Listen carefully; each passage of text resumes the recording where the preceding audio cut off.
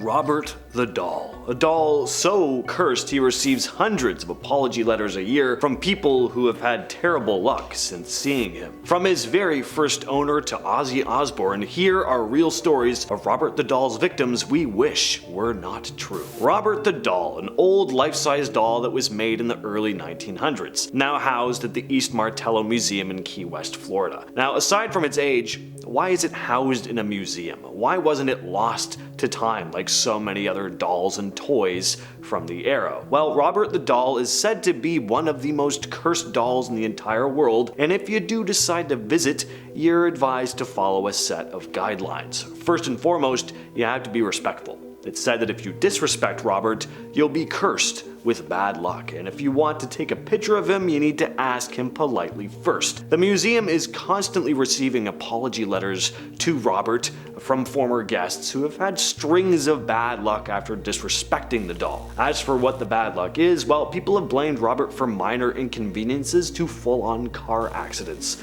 So, let's get into the stories from specific folks who've had negative run-ins with this infamous doll.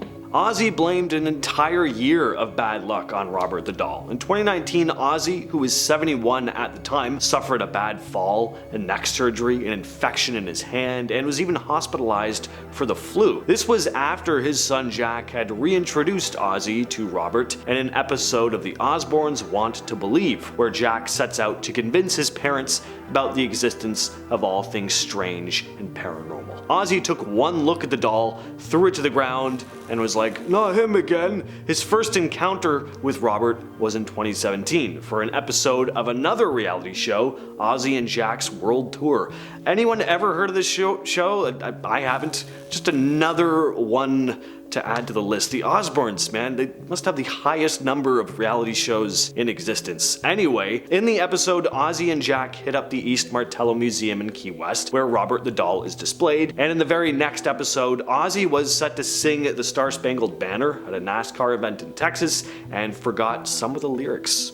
Then, of course, there was Ozzy's year of medical misfortune, which he blamed on a haunted doll, rather than, all the stuff from his past that's likely actually the cause of the problems, but I digress. I'm just saying, I'm surprised Ozzy Osbourne is still alive. At the center of this story is a man named Robert Eugene Otto, who often went by Gene. Now, back in 1904, young Gene received this creepy looking doll from his grandfather, who'd purchased it while on a trip in Germany. Gene named the doll Robert and immediately became attached to it, but this friendship was outright toxic. Now, it's said that after Robert got the doll, strange things started happening. Gene would talk to the doll and even claim that the doll would talk back to him, and his parents just laughed all this off at first until they started to hear Gene talking, followed by another voice, a voice too deep and raspy to be their son's. They'd also say the doll would occasionally move on its own or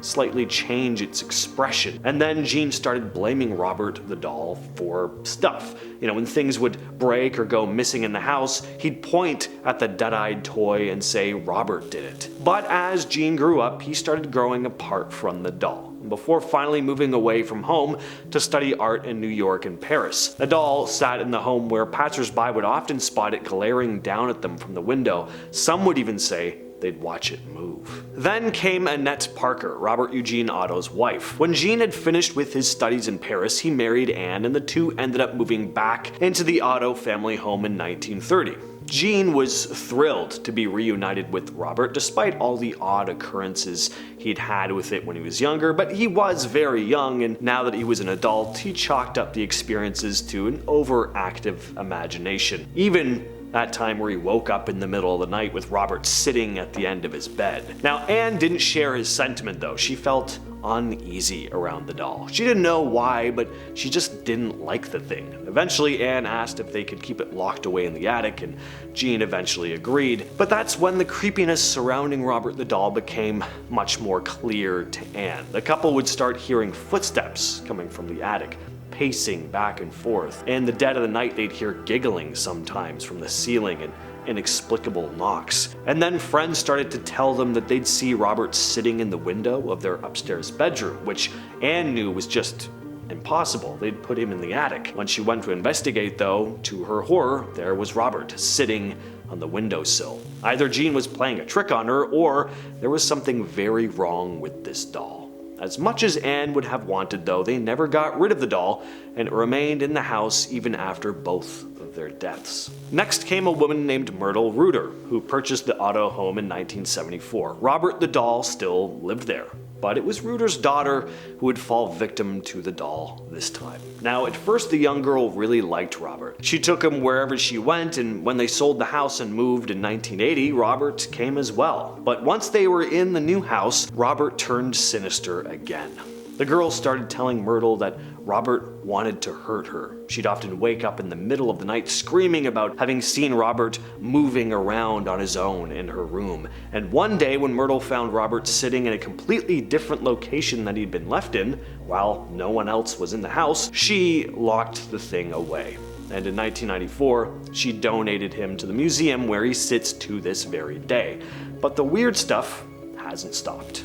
From Reddit user JMad comes a personal encounter with the infamous doll. Not sure if the museum intentionally does this, but as soon as you enter that room, the atmosphere changes. Now, for people who have not been to this museum, the room is not separated from the rest of the museum in any way. It's open, and you just walk from space to space. But Robert's exhibit is different. Something is off. I didn't have the guts to take his picture, but I wrote a nice little message on the chalkboard behind him, and my brother thanked him as well. But as we were admiring his sailor suit and noticing his ranking, my brother made a joking remark about how our dad outranked him. After we left the East Martello Museum, we went to a beach, and my sister-in-law received a phone call from her mom, who was watching their house, saying that their basement and upstairs toilets had just started backing up, and she thinks it's a septic issue. When she hung up with her mom, her tenants then called and said that their toilet was having issues and needed to be repaired. Two separate houses in two separate states having plumbing issues within minutes of one another.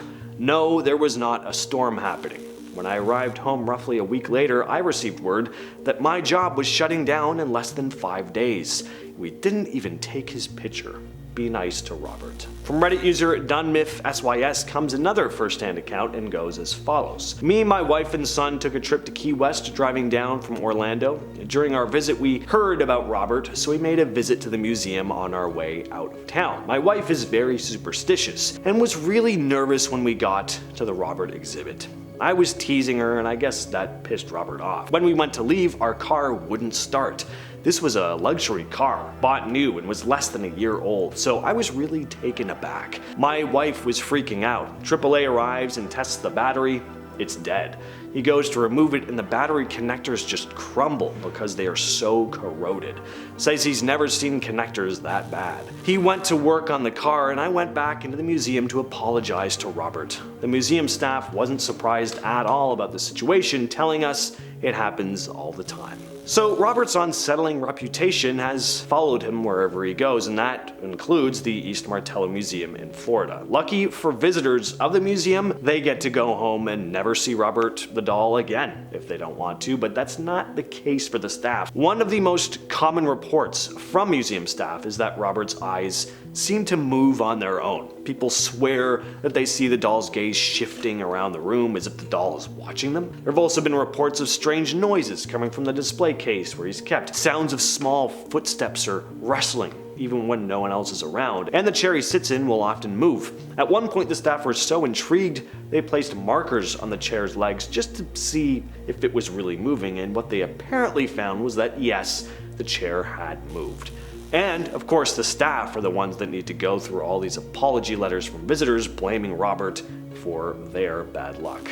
In 2019, a team of ghost hunters decided to carry out an investigation at the museum. Of course, they were there specifically for Robert. You can probably imagine what they experienced. They picked up some strange noises on their ghost boxes, they heard some strange noises, cold spots, all stuff that's kinda eerie but not all that exciting. A lot of these sort of things have very rational explanations, but the creepiest thing they spotted was the rising and falling of Robert's chest as if he were breathing. That would have made me sick to my stomach.